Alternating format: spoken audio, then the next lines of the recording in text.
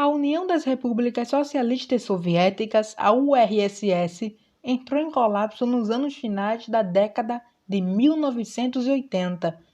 Mas até hoje, muitas pessoas se perguntam o que teria levado ao fim de um dos maiores impérios do mundo. Me chamo Miguel e você está no canal História Hoje. Hoje você vai ver o que levou ao fim da URSS.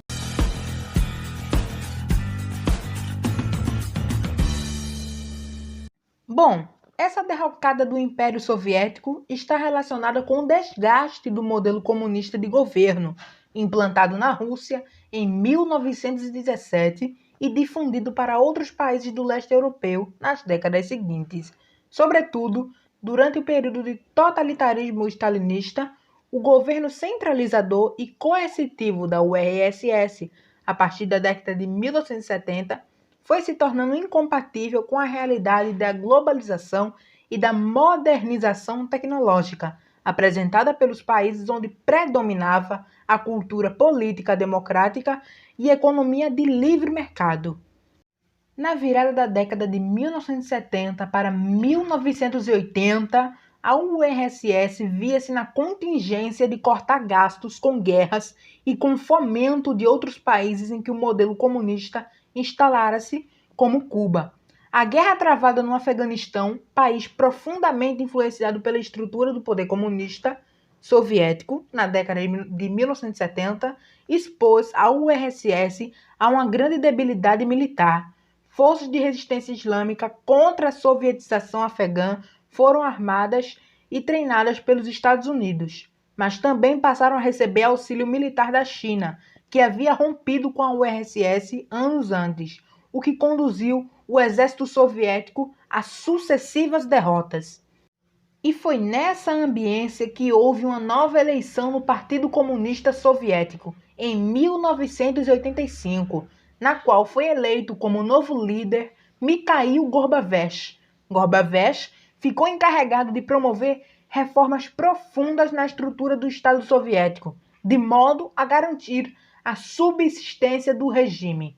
Entretanto, tais reformas, que receberam o nome de Perestroika, reconstrução, cujo modo de precedência seria Glasnost, isto é, a transparência, acabaram por dar abertura para a implosão do regime comunista, como diz o historiador Silvio Pons em seu livro A Revolução Global, História do Comunismo Internacional.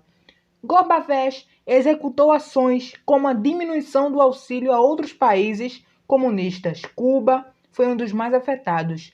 E a retirada de tropas soviéticas da zona de combate no Afeganistão, abrindo mão, assim, da hegemonia sobre aquela região. Além disso, Gorbachev também tomou iniciativa de firmar acordos com os Estados Unidos para a destruição em conjunto de certo número de ogivas nucleares, pondo fim a uma das principais características da Guerra Fria, a corrida armamentista. Houve ainda um fatídico episódio conhecido por todos, ocorrendo em 26 de abril de 1986, o acidente com o reator atômico nuclear da usina de Chernobyl, na Ucrânia, que rendeu ao governo de Gorbachev transtornos incalculáveis, além de revelar ao mundo a obsolescência tecnológica soviética. As dificuldades em conter o vazamento nuclear deixaram o continente europeu alarmado, o que gerou a necessidade da ajuda externa do Ocidente para resolver o problema. É importante ressaltar também que, ao mesmo tempo em que fazia tais reformas e enfrentava tais problemas, Gorbachev era pressionado por dois setores das esferas do poder da URSS, o setor da linha dura, comandado por Valentin Pavlov, e o setor considerado liberalizante e progressista, comandado por Boris Yeltsin Pavlov. Pavlov exigia de Gorbachev uma postura geopolítica mais dura e a manutenção de poder centralizado em torno das burocratas do Partido Comunista. Por outro lado, Yeltsin defendia a abertura da URSS para a influência das democracias ocidentais e para a economia no mercado. Em meio a todo esse clima de pressão, houve a primeira eleição para deputados não comunistas no governo soviético.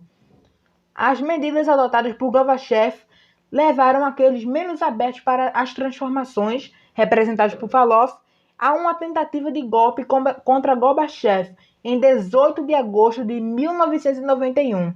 Gorbachev foi preso, o que gerou uma revolta popular e um movimento de resistência liderado por Boris Yeltsin. Os golpistas tiveram que ceder à pressão, libertando Gorbachev, que voltou ao poder, mas renunciou ao cargo de secretário-geral do partido, mas permaneceu ainda ocupando a função de presidente da União Soviética. Em decorrência do golpe, muitos dos países ligados ao URSS começaram a declarar a sua independência, o que provocou uma rápida desintegração do Império Soviético.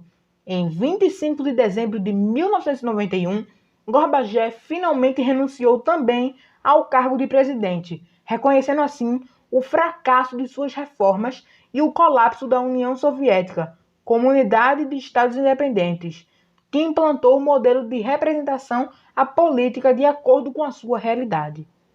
Então, pessoal, essa foi a história de como a URSS acabou indo de um partido sucessivo a um partido fracassado. Espero que vocês tenham gostado e esse foi mais um vídeo do nosso canal História Hoje. Amanhã voltamos com mais. Tchau, pessoal!